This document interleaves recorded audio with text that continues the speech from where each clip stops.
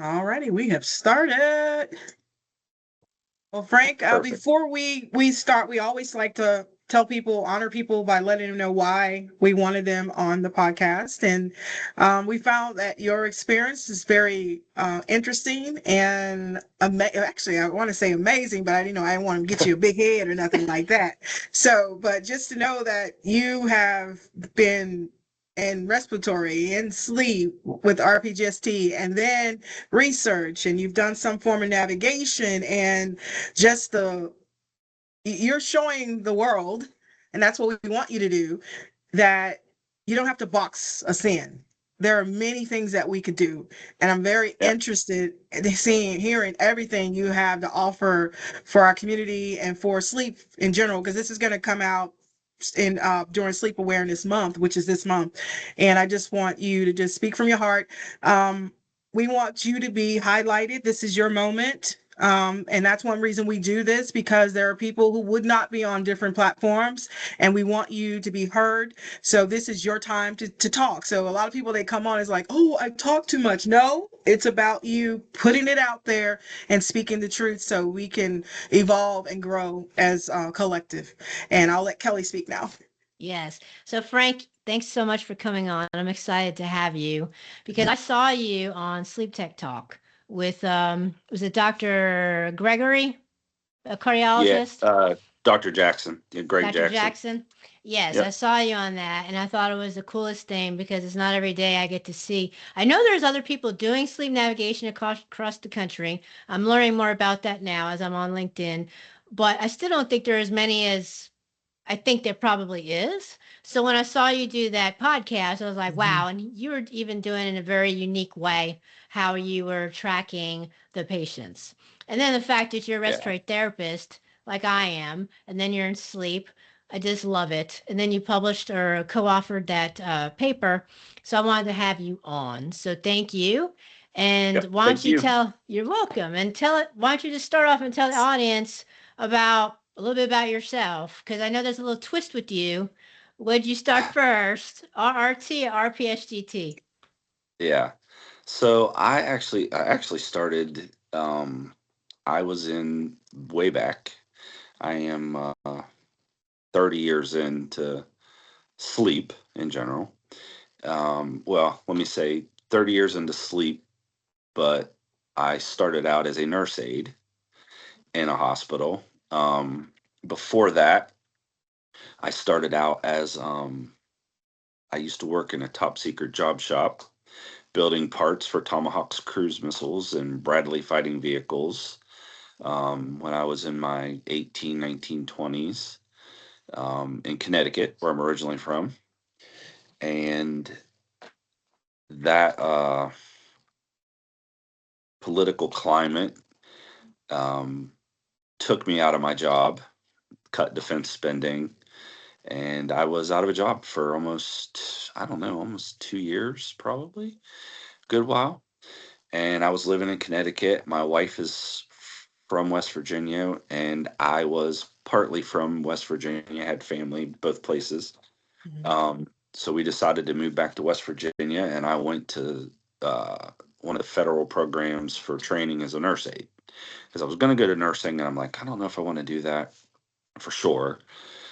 So I went into that. I said, let's just do the nurse aide thing. I'll get in the hospital, see, like, feel the climate, see what's going on. And I'm so glad I did that. Um, I figured out that I didn't want to be a nurse at first. Later regretting that, wish I would have went into nursing where I probably be a PA now or possibly even a doctor at this point. But past is past. I'm not going that route anymore.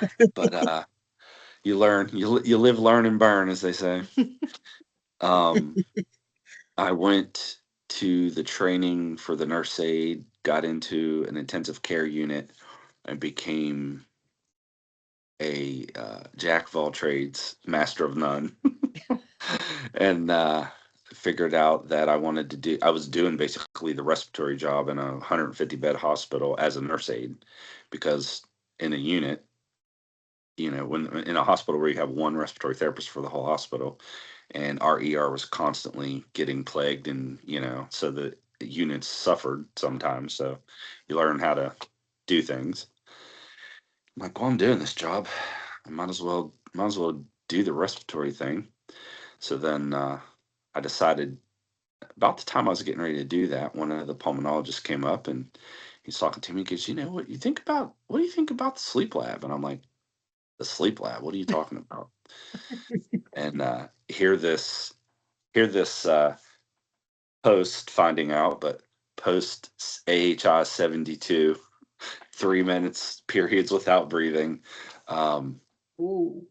uh, Patient that did, you know, he was looking at me as a poster boy, and I didn't realize it at the time. You know what I mean? How most of the docs suck us in, but he's like, yeah, I think you'd be good at it. I need someone in the sleep lab. It's right under the ER. He said, but you're going to be down there by yourself, so you're in the unit. I see how you are in codes, and you kind of take over. And I need someone that I know ain't gonna let nobody die in the basement. So I'm like, what is this guy talking about? So I start reading about sleep and stuff, and I'm like, oh, this is a thing. Like I didn't know nothing about it. Now keep in mind, this is 19. I'm telling my age now. 19. What was it, like 94, 5, maybe something like that, 6, somewhere around there. And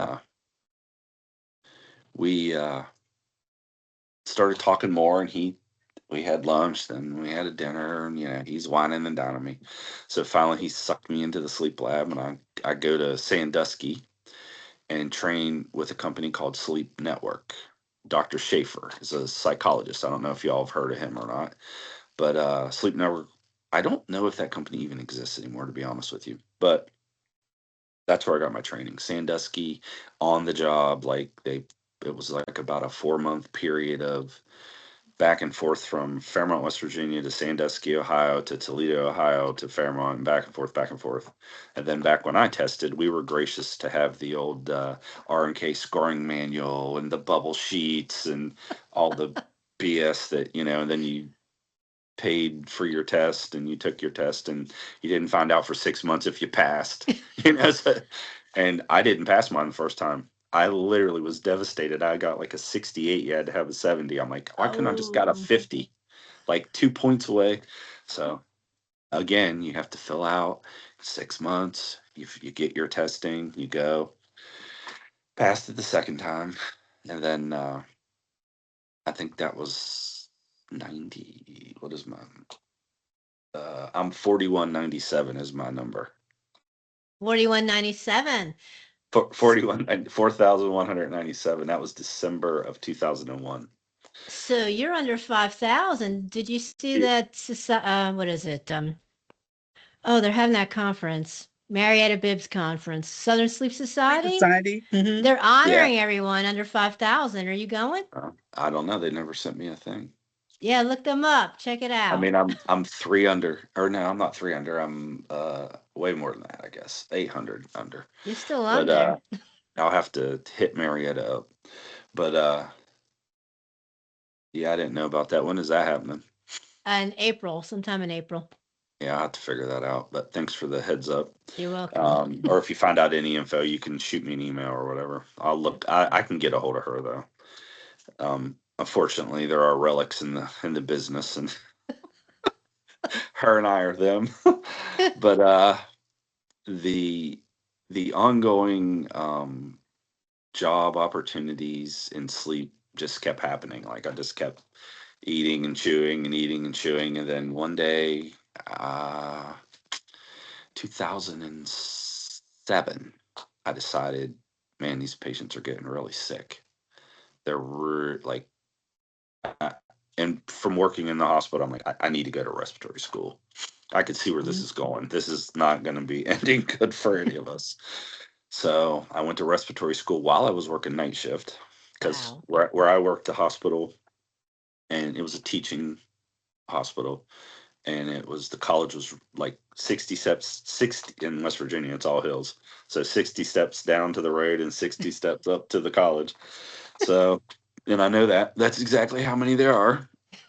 Um, I'd get off work in the morning and I'd hustle over to the college and I'd go to class until 2 in the afternoon after working all night. And then I'd come back and crash. And I worked a 10 at night till 8 in the morning shift.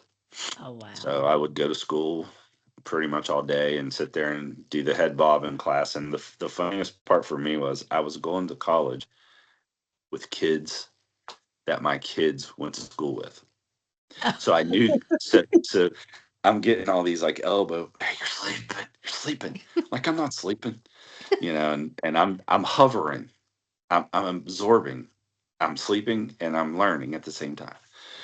So never really cracked a book, never really studied, just went through the motions of going through respiratory school. And not that you didn't have to do that, but I had so much knowledge from prior, plus the sleep knowledge, plus intensive care knowledge. I could read EKGs. There was a lot of things I could do. A lot of start IVs, start Foleys, like all this stuff that you end up you put in the box. You know what I'm saying? Like someone's got to do it. So you learn. Sometimes you don't have a license, but sometimes people die if you don't do it. So you just got to do what you got to do. Can't do that stuff anymore now. They're too up on top of all that stuff. You end up going to jail. But um, anyways, I get to out of West Virginia in 2012. I was working in a sleep setting with a pulmonologist in a private lab, um, orchestrating and kind of managing, running, helping, just it's just in a private lab. You're doing everything basically.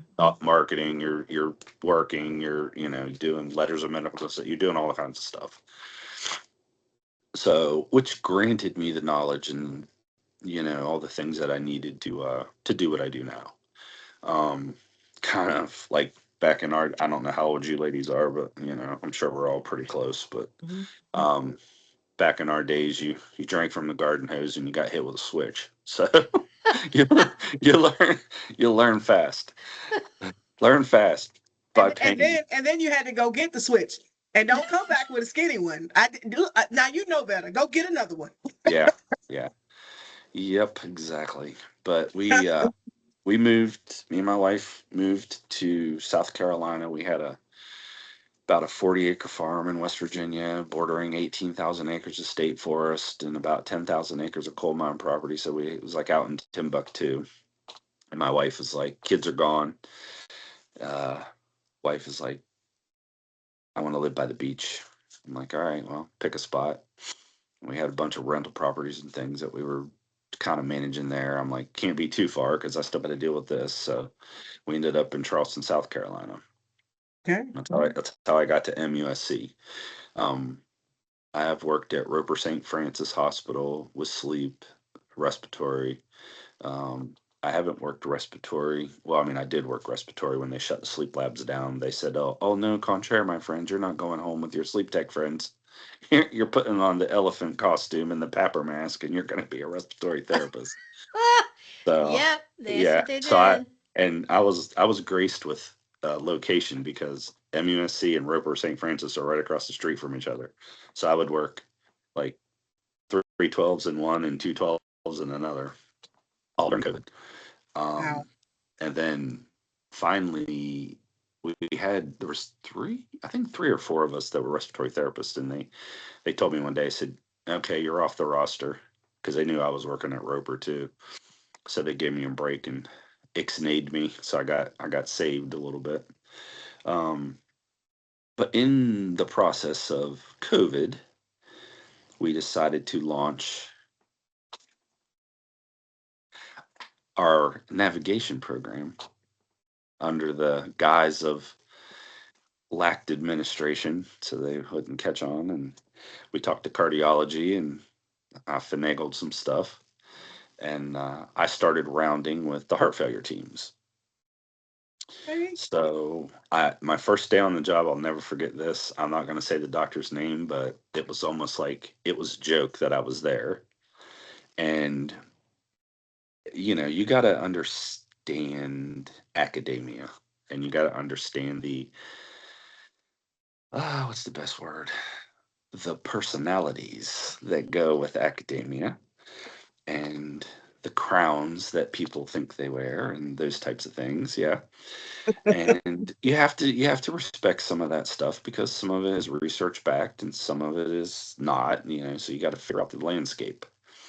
And my first day on the job, there was a doc leaning against the wall, and he's like, and then when I'm saying I'm rounding with the whole heart failure team, which is a resident, a fellow, the attending, cardiology, uh,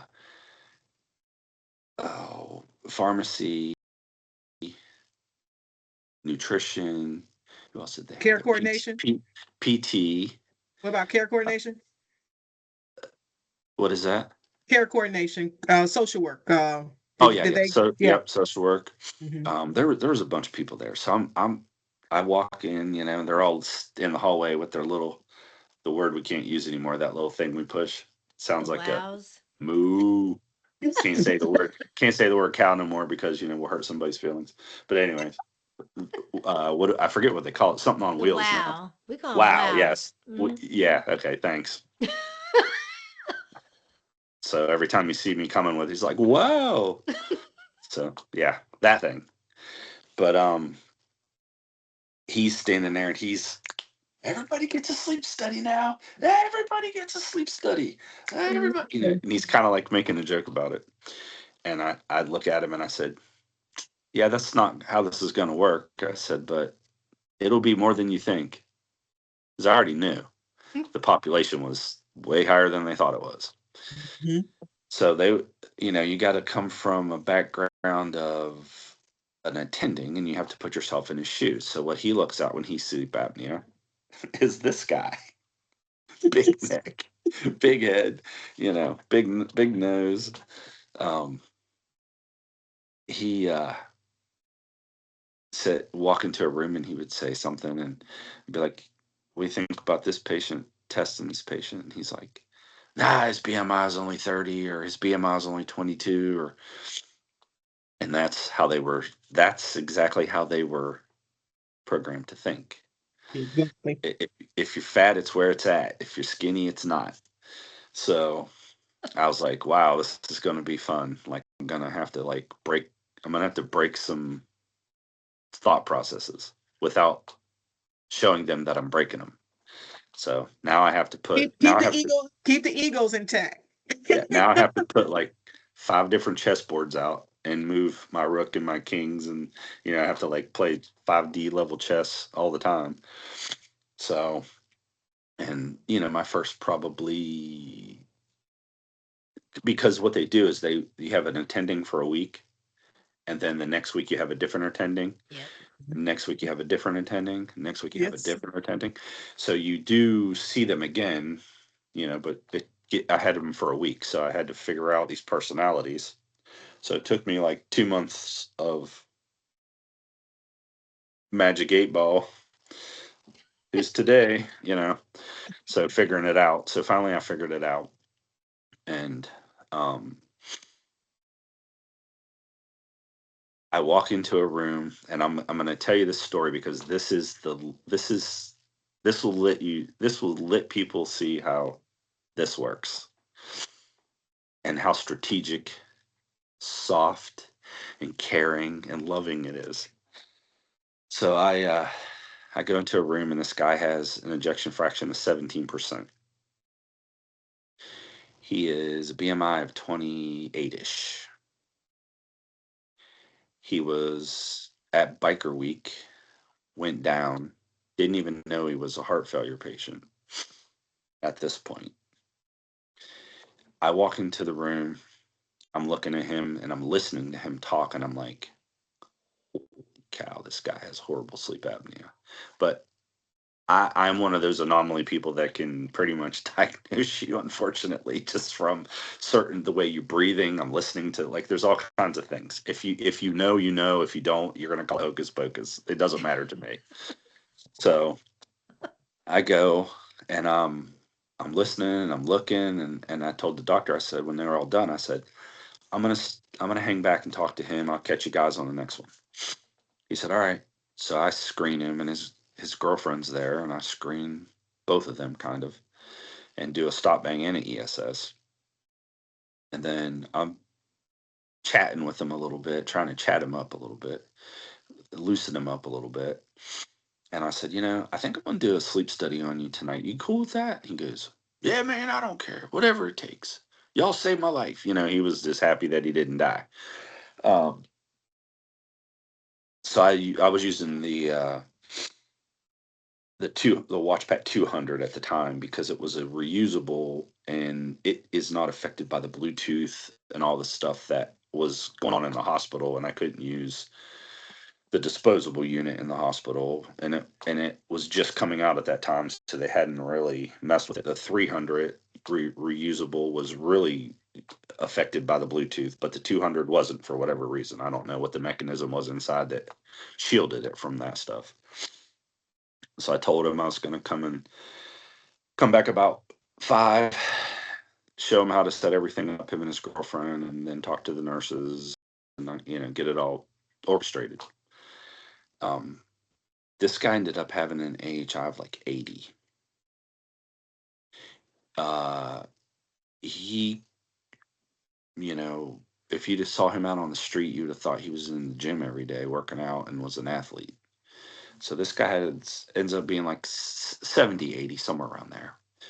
But the biggest thing was his desaturations for over 2 hours was in the lower 80s and 70s. Wow. Yeah.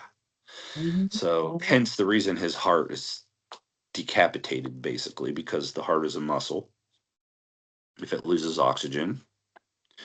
So especially for that amount of time under stress. Next day in rounds, we go in, same doc.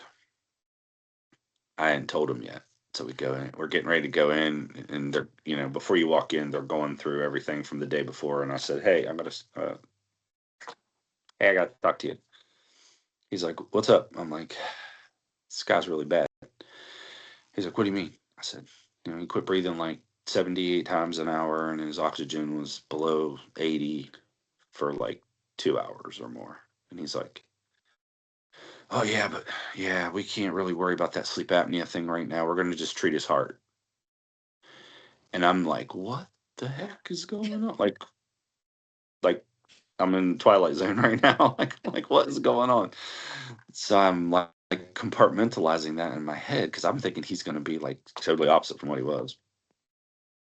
And the whole time he's talking to the patient, I'm thinking, how am I going to do this? How am I going to make him see that it doesn't matter how much medication you give this guy, he's not breathing 78 times an hour.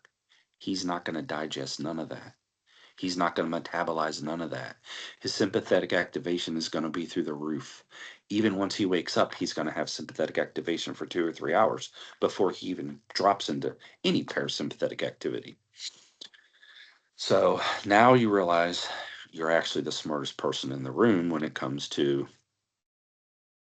systems, not heart, like per se failure, which I understand a lot, but now you realize like, okay, you're driving a 2-wheel car in NASCAR, you're not going to win. It's not going to happen. The sparks flying off the other side because you don't got wheels is going to create a bomb and you're going to blow yourself up. So I pull him to the side, like we come out of the room. I'm like, hey doc, can I talk to you? He goes, yeah. So when we're done with the rounds, you got about 15 minutes? Yeah, okay. So we finished the rounds and he comes up, he said, hey, let's walk over here, we'll talk over here. So we go over here and we're talking at the end of the hallway, like in this little spot. I said, yeah, I got some questions I want to ask you. I said, so we have rounding teams, but we also have code teams. So if we're like, say we're in the room per se and the patient codes, do we start that code or do we call the code team? And he's like, well, no, we would start the code. Like you got to start CPR as fast as possible. I'm like, so we would just do chest compressions. And he's like, what do you mean? And I'm like, so we would just do the chest compressions. And he's like, well, no, you would bag the patient too. You got to do full CPR. And I'm like, I know, but I was confused because when we were rounding with the guy, you said you just wanted to treat his heart. So I was just making sure, like, what's our liability here and what we're supposed to do. And he's looking at me like I got four heads at this point. But what I'm doing is I'm deep diving into his brain to get him to pull that little Rolodex of life out so he realizes what he said to me without me telling him what he said to me, without causing a confrontation. As you said, Donnie, keeping the ego legal. So I said, he goes, no, you would have to do, I mean, full CPR. You know, if you're not giving breaths, you're not percussing anything. If you're doing CPR and you're not giving breaths, you're not really, like, he's looking at me like I'm stupid now. And I'm like, oh, okay, that's what I thought. But you said you just wanted to treat the heart. So I'm just thinking, I told you we probably needed to put this guy on therapy. And you said you didn't want to put no more on him. You just wanted to treat his heart. So I was like trying to figure out like what we're doing, like what angle we're going to try to treat this guy. And he's like, well, I don't understand what you're saying. I'm like, okay, well, let's just say every time you breathe, you exchange oxygen, right? Okay. Yeah. Every time you breathe and exchange oxygen, and you do that at a normal pace, your body's in homeostasis and everything works properly, and you can have parasympathetic activity, which is what you want, for rest and relaxation and rebuilding at your ATP adipose level. And he's like, yeah. And I said, so if this guy's not breathing 78 times an hour and you're giving him 50 milligrams of metoprolol, do you think he's getting all 50 milligrams of that metoprolol? No, there's no way. He's in sympathetic activation, first of all, so his metabolism is for crap. Second of all, he's not exchanging oxygen properly, so the muscle is suffering, so he's decompressed most of the time. He's not full RV function.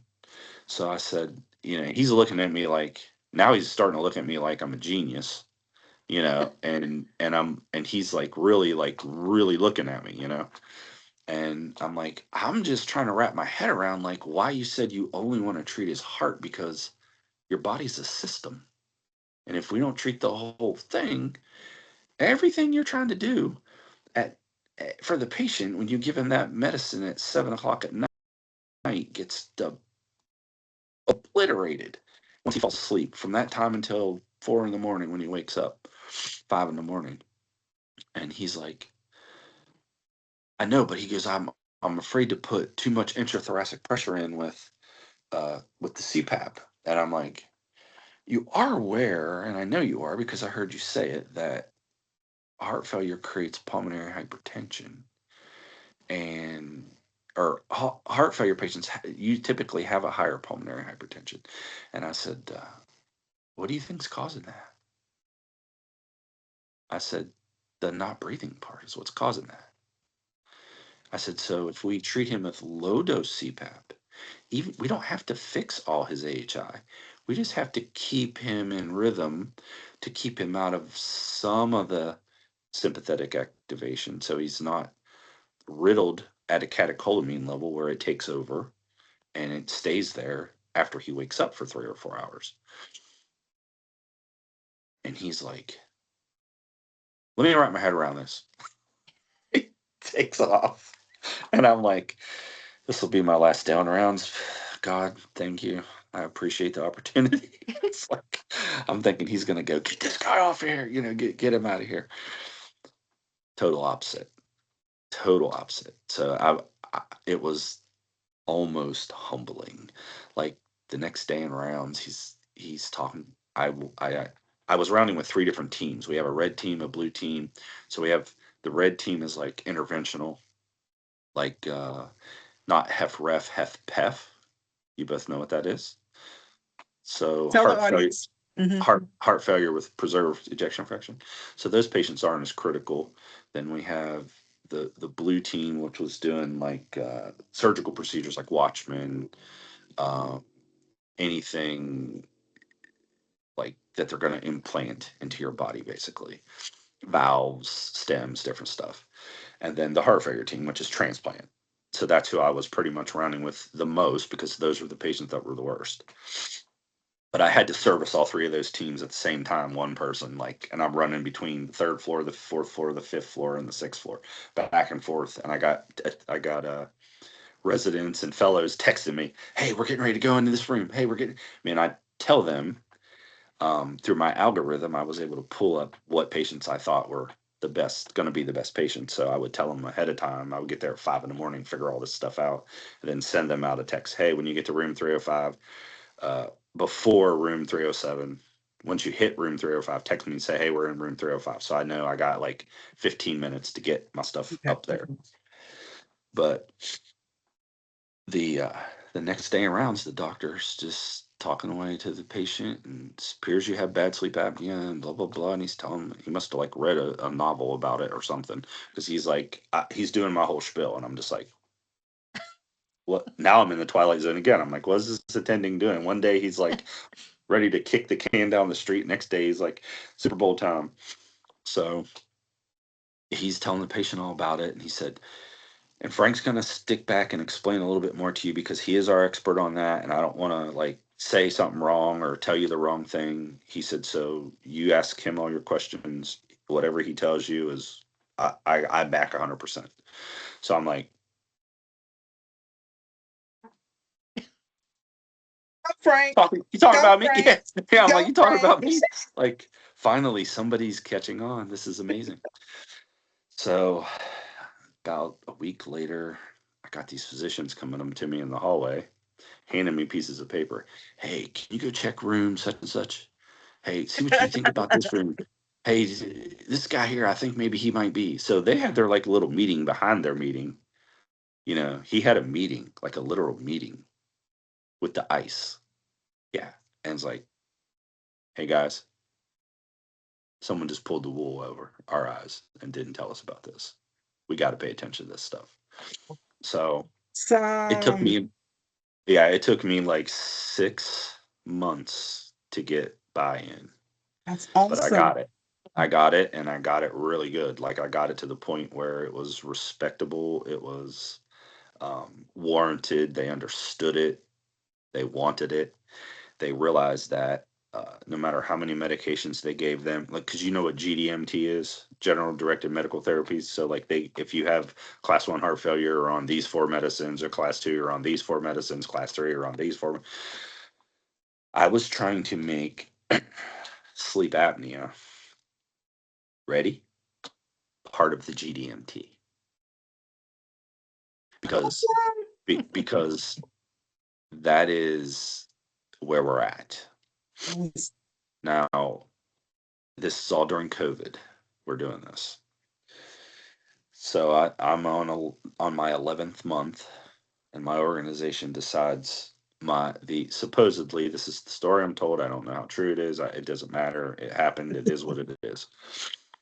So the labor committee supposedly asked my manager, why has this guy not been charging? Why has this guy not been charging for sleep studies? Why are we paying this guy? What's going on? This guy, because you're a sleep tech, so your productivity is you do 2 sleep studies a night, you charge, blah, blah, blah. You guys understand that, the business part of it. So instead of coming up with some creative answers, she just answered. And they're like, yeah, we got to stop that. Yeah. So now I have all these cardiologies. I'm getting ready to go into the heart failure clinic where we see over 100 patients a day, and we already know 80 of those. My algorithm proved that 80 to 88% of the patients were going to be positive, but were either non-treated, untreated, or treated and not compliant. So just imagine the power of 100 patients a day, and let's just say we know 80%. Let's just say 50%. 100 patients a day, 50 a day, 50 times 5 days a week, times 20 days a month. Those are the patients we're not servicing. So Frank's heart was crushed because those are the patients that are in the clinic, that are outpatient clinic, that would have otherwise, more than likely, a good percentage of those patients are going to readmit to the hospital. So the year that all this went down, our hospital paid a 4 point something million dollar penalty check for the Medicare 30, 60, 90-day bundle. Do you all understand the billing and how that works? Like if a patient comes into the hospital on the second or third of the month, let's just say they come in on the first of the month, and you can successfully keep them out of the hospital to the 30th day, and then they readmit, you get paid for that patient. But if they come back on day 20, it's a penalty because you got a 30, 60, 90-day bundle penalty. So depending on the illness and the diagnosis and the DRG code, and there's a bunch that goes with it. But bottom line is, I ended up decreasing just the heart failure readmissions by 2%, which is huge. Awesome. Bravo. And Yes. get this, hospital length of stay by half of a day. Awesome. And that went nowhere because that is not on a productivity scale that anybody understands. So to get the black side of the balance sheet, understanding the red side of the balance sheet, which are two different entities, two different people. When you're looking at hospital, you have a labor committee and you have fiduciary responsibilities, and they don't understand the mesh and how that works. I've tried to explain it. I literally just got cold turkey shut down. I had cardio. I was on what we have like a Spoke mobile app for paging on your cell phone for like 6 months after I was pulled. That Spoke mobile thing did. Where you at, man? Where you? Hey, we need this patient. Hey, I need your help. Hey, should we? Hey, can we test? Hey, can you come and look? And I had to say no. So here we give them the keys to the castle, and then we drop the drawbridge and let them in the castle, and then we close the castle and leave them in there. We don't ever let them back out. So unfortunately, that was in 2020, 21. And we haven't went back to it yet. Now we have a physician that has came that I've done quite a few talks. I spoke at the FAST conference on this. I'm actually getting ready to go to Tampa, Tampa General, I think it is, or right in Tampa, the big hospital in Tampa. They were at FAST. They wanted me to come and speak, and then the Mount Sinai Hospital in New York as well wanted me to come and speak. But they some of these facilities that have probably more money than other facilities is probably what it boils down to. More easy chance of losing, money, so to speak, are jumping on board with some of the sleep navigation. But the big takeaways from navigation that I found that within the heart, and I would just keep in mind too, and you guys know this because you're techs, but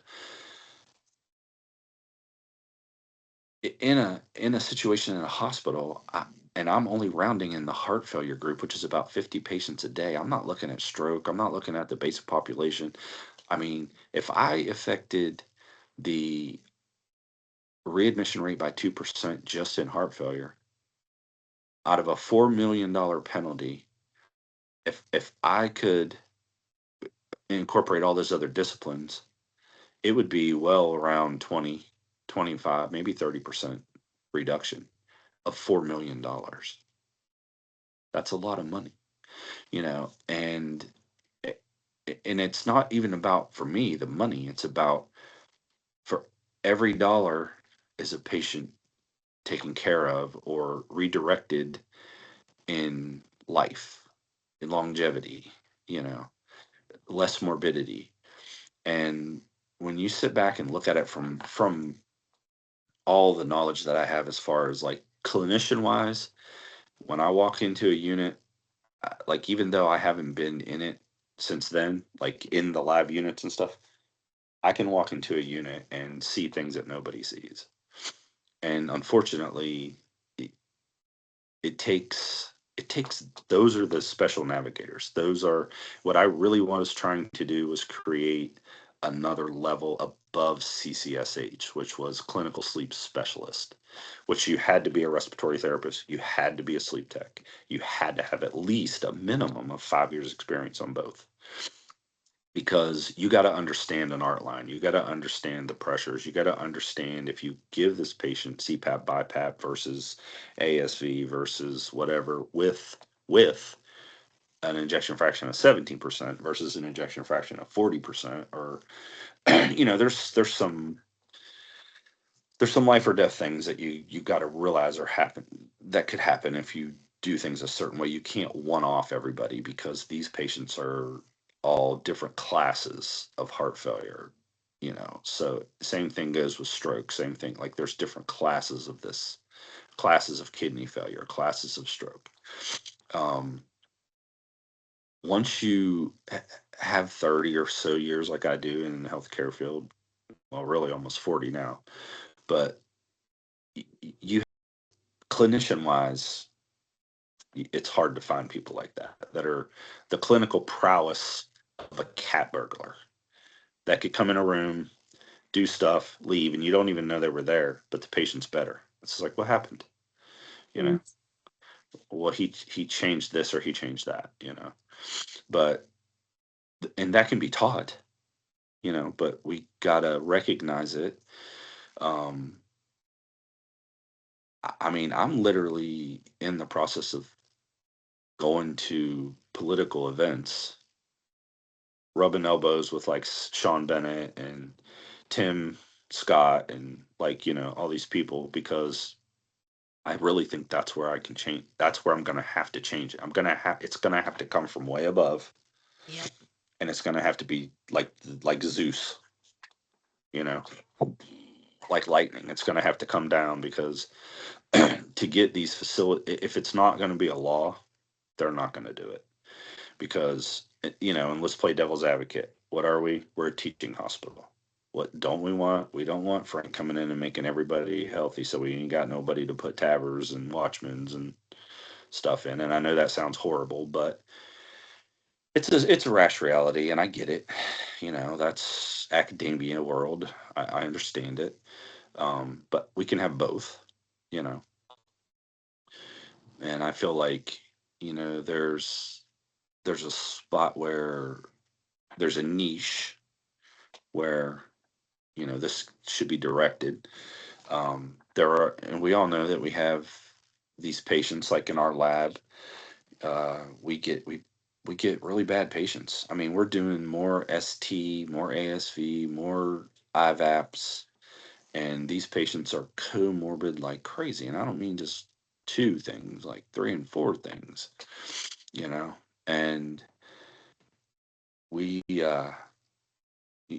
the ASV thing that come out when they said ASV kills people, that was one of the reasons. Like when I was rounding, I heard that one of the physicians said that. He's like, we don't do ASV because why, folks? Because ASV kills people. And I'm just like, and I hated that study. When that study first came out, I was like, the average amount of sleep was 4 hours. So what killed this heart failure patient first? The 4 hours he was breathing, the 4 hours he wasn't. You're telling me, you see what I'm saying? Like, and now they're coming out with another study that's basically saying exactly that. So it's just like, yeah, thanks for jacking my whole life up. But in the way that we care for patients, because we all know that pulmonary hypertension is created from not breathing. Right, your RV SP goes up, and then you start left pressurizing, and then you start into heart failure. So if I give you even low dose therapy or ASV therapy or BiPAP ST therapy, and I don't have you on, like 30/15 or 30/25 or something like that, where you got a lot of intrathoracic pressure, that's not what's going to kill you, folks. That's what's going to keep you alive. So I just, and we're getting there. I think we're finally getting there. People are slowly getting there. You're actually It, getting into the question that Kelly wants to ask.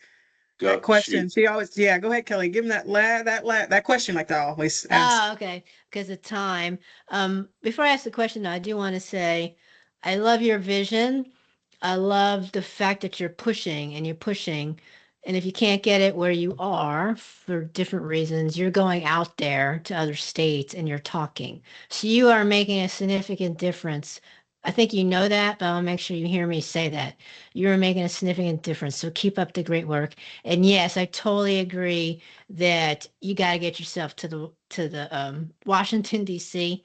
And you may even want to hook up, and it's up to you. You may have already done this, but Project Sleep has been doing stuff with Washington D.C. for the women with the trying to get the hypopnea to 3%, because most of us as women are 3%. I Yeah. myself am one, Yeah. and My I wife is can't the get same way. anything. Yeah. Yes, so they're pushing for that. They all went to DC, so they may be someone you may want to talk to. But kudos to you for doing that. Keep up the good work. And my question I ask everyone is at the end, because we're running out of time, is where do you see sleep going in the next year with you? You're such a visionary. In the next 5 years. In the next year, I don't think we're going to see much change. I think that we're going to just kind of stay on the role that we're on. We got Dr. Noah coming out with the KPAP, trying to beat everybody over the head with that. We'll see how that takes place. Um, I think that's a therapy of its own. I've tried the VCOM. I've tried, like I'm myself on 21/17 BiPAP, and I put the KPAP on there, and it was air starving me like crazy. Oh, was. So yeah, I think it's going to be for those specific patients that are really high sensitive, and I think it's going to be a compliance maker instead of a breaker, for those patients. The patient, if you're a good clinician, you're going to know what patients. You know Right. what I mean? Like you're gonna know. You're gonna be like, this guy needs KPAP. Let's put him on the KPAP. Let's put two of them things together and put him on his own. You know, but which you can do. A lot of people don't know that, but you can do that. Um, and I also think in probably, I don't know if in a 5 year period, maybe a little bit longer, I think we're going to see more HST, because right now where we're at, I want to say we started probably 5 years ago, we were doing 30 HSTs. We now do 600 a month. I believe it. And we could literally I could turn that on tomorrow to 1,200 a month.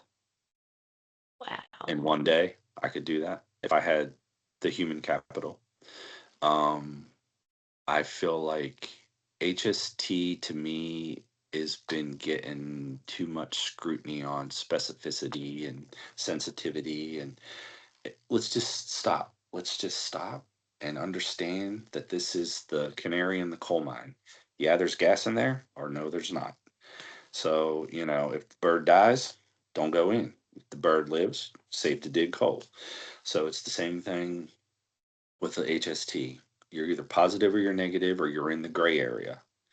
So if you're in the gray area or you're negative, uh, when I say negative, I mean like if you're, say, 4 or 5, right around 4 point something, 3, 4, in lab.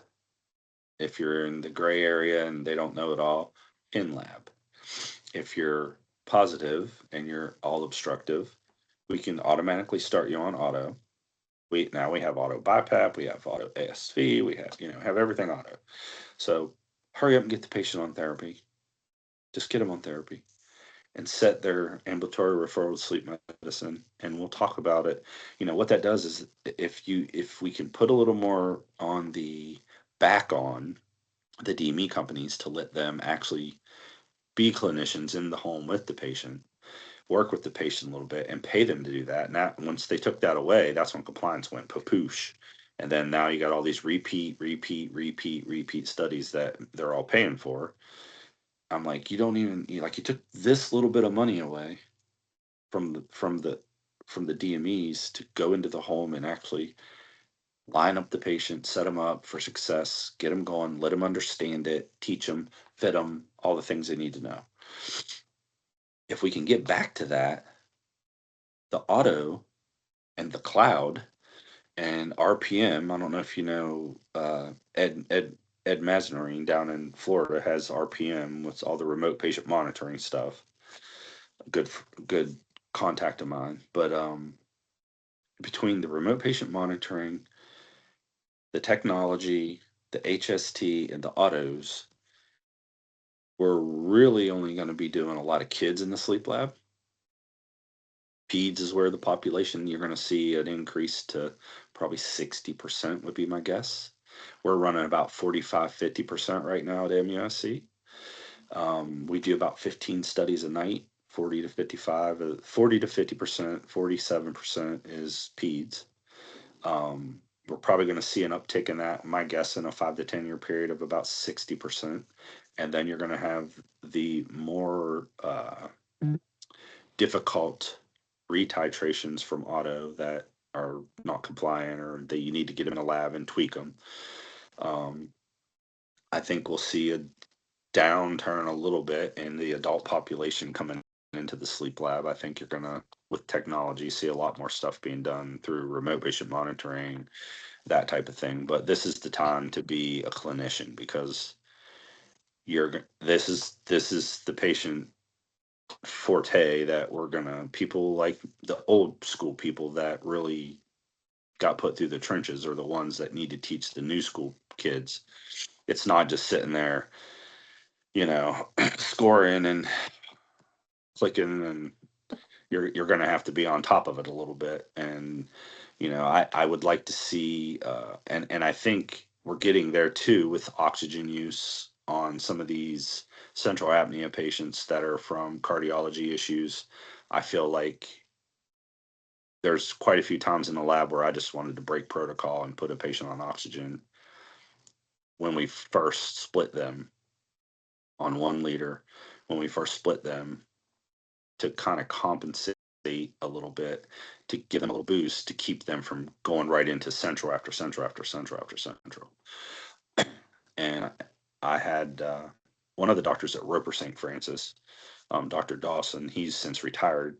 Hell of a clinic. If I was dying, I'd want that guy standing over top of me. I don't care how old and crippled he is right now, but he's got the brain. He thinks like I do, which I like.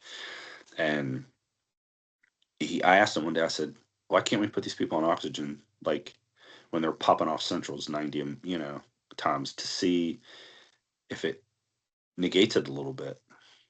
And it actually worked, So there's a lot to be done with tricking the mind, the blood gas, that part of the, we'll say the chemistry mechanism. So to trick your phrenic nerve, to trick the things in your body to make you think you're not as bad as you are. And I think a lot of these centrals that we get sometimes, because I've seen it, we had it the other day, we had a patient on 18 CPAP, was not doing well, had to go to BiPAP. And our protocol is you go back to the EPAP of where the last obstructive was, and that's where you start on your EPAP. So now we're on 18/8. So not what I would do, but this is what the physicians want. So we do that, and all of a sudden this guy starts popping centrals off. I mean, like crazy. And I'm like, and I'm working night shift right now, not doing patients. I'm literally working on quality with our technicians that are not registered that we're training. And I'm like, I know this is not what we're supposed to do, but he's on 18/8. I said, put him on 15/10. She's like, but I know, but I said, just do it and put Frank said so. I don't care at this point. Like I already know. So I do it. And within 10-15 minutes, this guy just levels right out. So what we were essentially doing was too much pressure support was being created, and he was collapsing on 8, which wasn't really centrals, they were obstructions. So he had right-sided weakness, had a stroke, had heart failure, he had like multiple things. And his body couldn't keep up with the decrease in pressure support from 18/8. So he needed a closer gap because his airway was slapping shut too fast and I was looking at the camera, looking at his stomach, and you could see him trying to breathe, but it wasn't showing on the belts. So I was like, we were getting ballistocardiographic is what we were pretty much getting on the belts. So, that is a fight we're fighting right now as well. So, and I'm in a transition period right now as well, myself within the job, trying to, don't even want to go into that, but yeah. And I've Well, got six years to retire. So oh, not that much longer. It'll I go was, by I was, fast. I was just trying to ice skate my way out the door. Well, I will say, because we do definitely need to end it. What you said earlier, much earlier in the conversation, that every patient is different. And you just gave the perfect example. And honestly, I would think that too when I used to titrate, when I went back on night shift. Like, why are we doing this with these large pressure support? But I know we follow these protocols, but I think every patient is different. Yep. And if you have a night technologist that's very clinical and knows what they're doing, sometimes maybe give them a little leeway as long as they're documenting what they're doing and Why see they're if it doing it. makes a Yep. difference. Yes. Yeah. So Let me be a clinician. yes. So, But thank you, Frank, so much for coming on. I really enjoyed this. I love the whole clinical part because I just love that stuff. yeah. Yeah, and I'm thank you so much because I think what you said, both of you about being a clinician, that's where we need to go, and we need to be open to doing that. And unfortunately, we know I say that unfortunately, we know a lot of seasoned individuals are not interested in going to get the CCSH or not even getting any more education. But I keep saying we need to do it, just like you said, we need to train the youngins and let them work them nights, and seasoned people start being advocates in Washington, getting into the hospitals, getting into the places that they don't understand. As you said, we are a system, and that's one thing I love about what we do now. And everybody on our team says it's the best job they ever had because that's how we treat our patients as a system. And we, as you stated earlier, we have the respect of the hospitalists and Yep. the entire rounding team because they know what they know they don't know what we know. Well, and And that's why we need that clinical sleep specialist position above the CCSH. Because I took that. I'm gonna be honest with you, and I'm humble. It doesn't matter to me. I took that CCSH test and I didn't pass it. And I'm looking at some of these questions, going, "What is this? What does this have to do with what I'm doing? Like, I don't even understand what they're asking me, you know." And I'm like, this test is not built for the job. But I'm not trying to like attack on that, but it's just like it's because people don't speak out, that the knowledge is not ascertained the way it needs to be ascertained and taught the way it needs to be taught. There is a lot on that test that we do need to know about insurances and different things, but some of that stuff I was just like, what does this even mean? I think one of the greatest, I guess one of the issues with the whole CCSH is because we don't have a path for it first and foremost, and there Yeah, is no job description for it. right. So how can you create a test when there is no job description or a position for that? So I think that's one of the reasons why when you sit for that test, you're like, what am I supposed to do with this thing? What am I supposed to do? Yeah, So yeah. I mean, thank you so much. what We good is a appreciate you. credential? What good is a credential that you're not real sure, like the pathway or the job, because there's no job postings for it. Exactly. So Yeah. we're Well, thank you trying to so create much. that stuff. So Yes, we are, and I know we're going to meet up again, and we might meet up in Washington D.C. somewhere because we're going to make sure this. Our goal is to elevate sleep, and it's time for the technologists to understand, as you were saying earlier, how important our role is, and that no one understands what we do. Just be honest, they just don't. where do you guys live? Where you at? You in Georgia, Atlanta, Georgia? yeah, Yeah, outside of Atlanta. I'm going. There is a social march something for the Republican House here in Somerville. Okay. I'm gonna go. I'm not a Republican, but I'm independent because I don't believe in sides. I think that's crazy. That's a whole nother thing that is our problem. But I got to use the tools that are in front of me. Yes. So Tim Scott, Sean Bennett. These are senators that, I mean, you know, Tim Scott. Mm-hmm. I've sat in the restaurant with Tim Scott. So, I mean, I feel like they'll listen to me, you know, and I feel Okay. like I'm going to go to the Senate level first, above the House, everything else. I'm gonna be like, look, this is the problem. You want to save money. This is going to save some money. If we do this across 50 states, Mhm. it's going to save some money, and it's going to have better access to care, less readmissions, less morbidity, you know. Yeah. And I'm going to see if I can get in the door and get a conversation started. Awesome. Well, let us know. Uh, Keep us updated, please. Yes. Please, please. yeah. So, again, thank you so much for honoring us with your time and with your expertise and reinforcing that, you know, I think a lot of times our seasoned individuals don't understand how much value they have and the knowledge they have because they've been so stuck on those screens and they hadn't had the conversations because, you know, it comes to you when you start seeing things. So, thank you so much. We appreciate you coming on. When will you guys will you notify when these are put out, or are you just putting these out on YouTube, or what are you doing? Yeah, let me go ahead and end Yeah. this and we'll let you know. Okay. Stop the recording.